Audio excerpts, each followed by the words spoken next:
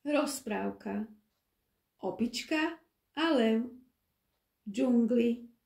Napísala Margita Čapkovičová. V srdci africkej džungly si šťastne žilo veľa zvierat, vtákov a hmyzu. Medzi nimi bola aj opička. Sedela na dolnej haluzi vysokého stromu. Tešila sa peknému slnečnému dňu. Bola už hladná, tak sa začala rozhliadať po nejakej potrave. Na zemi si všimla spadnuté orechy. Zliezla dolu zo stromu a nazbierala si ich na kôpku. Potom si ich s veľkou chuťou začala lúskať. Zrazu bolo ticho prerušené silným revom, ktorý sa ozýval v diaľke. Rev sa približoval k opičke čoraz bližšie a bližšie. Zľakla sa a rýchlo skákala po konároch vysoko na strom. Pozrela sa dolu a zbadala, ako sa k nej približuje lev. Potom si všimla, že krýval. Zastavil sa rovno pod jej stromom a stonal od bolesti. Lev, prečo tak nariekáš? Zakričala na neho. Niečo sa mi zapichlo do ľavy a veľmi ma to bolí. Prosím ťa, pomôžeš mi? Prosil ju lev. Môžeš mi ukázať tú labu? Zvolala na neho. Lev si ľahol na chrbát ku stromu, aby opička mohla lepšie vidieť na jeho zranenú labu. Snažila sa zaostriť zrak, ale bola príliš vysoko. Lev, z tejto výšky ti na tú labu nevidím, zakričala. Opička, prosím ťa, poď sa mi na to pozrieť zblízka, zavzlikala. Bolo jej ľúto leva, ale bála sa aj o svoj život.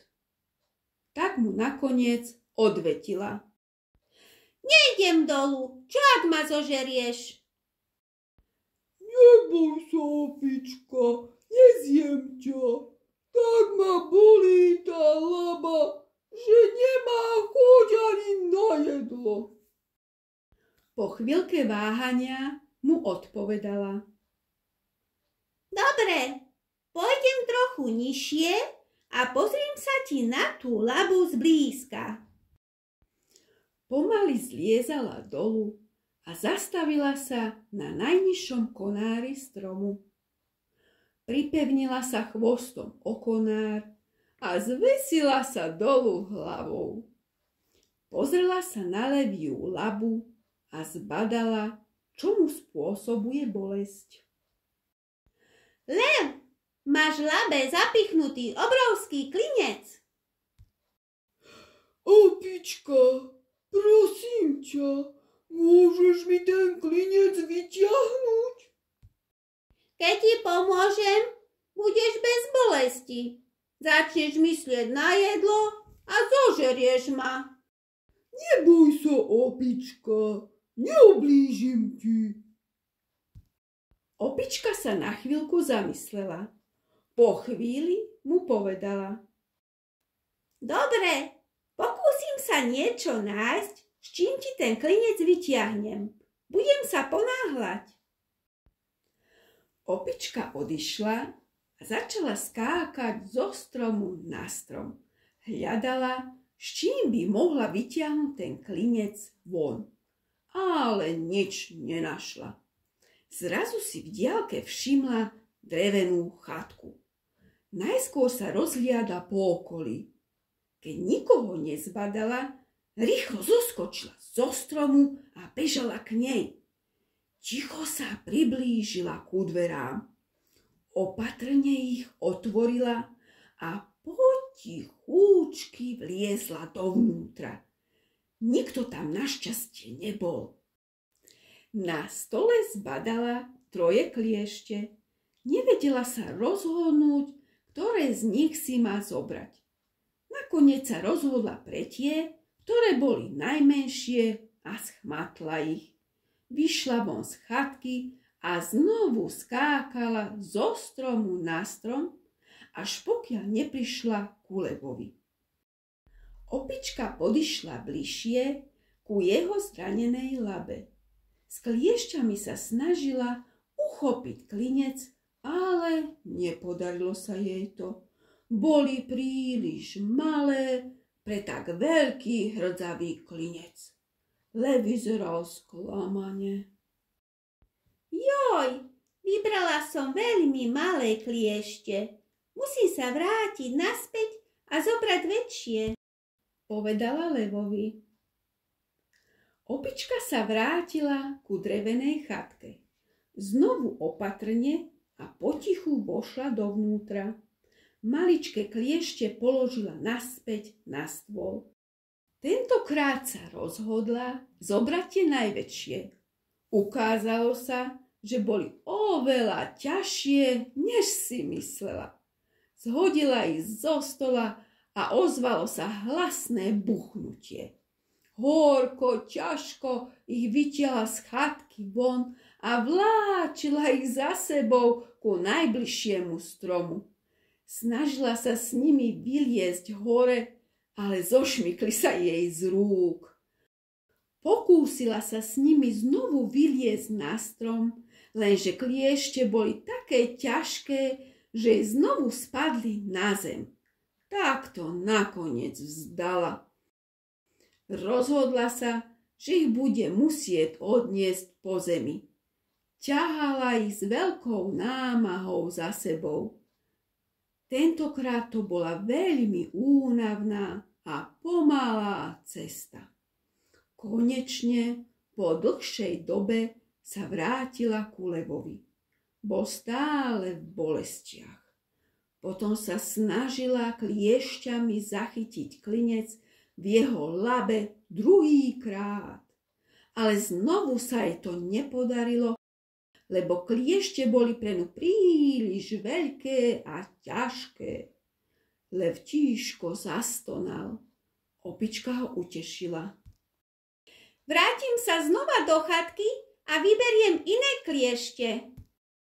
Potom opička znovu s ťažkosťou ťahala kliešte za sebou.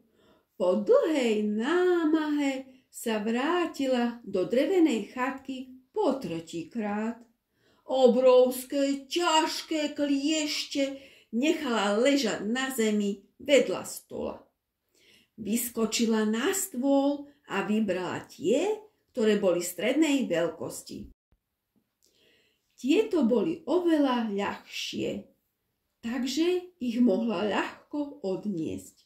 Potom opička znovu skákala zo stromu na strom, z konára na konár, pokiaľ sa nevrátila k levovi.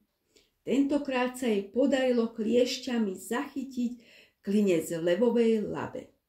Z celej sily ťahala klinec von a ťahala, ale pohol sa iba máličko. Potom potiahla klinec ešte s väčšou silou. Ťahala a ťahala, až zrazu spadla na zadok. Klinec vyšiel z jeho laby von a kliešte vyleteli z rúk. Konečne sa jej to podarilo. Lev mocne zoreval. Opička sa zľakla a vystrašene vypleštila oči a srdce sa jej silne rozbúchalo. Pozreli sa jeden druhému rovno do očí. Levia tvár sa začala meniť z bolestivého výrazu na šťastný výraz tváre. Opička sa trochu ukludnila, Lev veselo povedal: Neboj sa, opička, nezjem ťa. Som ti veľmi vďačný, že si mi pomohla. Ďakujem. Lev ju priateľsky objal. Opička sa potešila, že sa ho už nemusí báť a prikázala mu: Lev, Ešte tu seď, o chvíľu prídem. Odbehla na miesto, kde si predtým lúskala orechy. Zobrala 2 prázdne škrupinky ku jazierku a naplnila ich vodou. Keď ju lev uvidel prichádzať naspäť, bolo mu veľmi do smiechu. Išla veľmi pomaličky a opatrne niesla škrupinky s vodou nad hlavou. Snažila sa, aby sa jej voda nevyliala. Keď prišla k levovi, vyčistila mu ranu vodou. O nej povedal: A teraz ťa budem vždy chrániť. Od tej chvíle opička s levom zostali dobrými kamarátmi.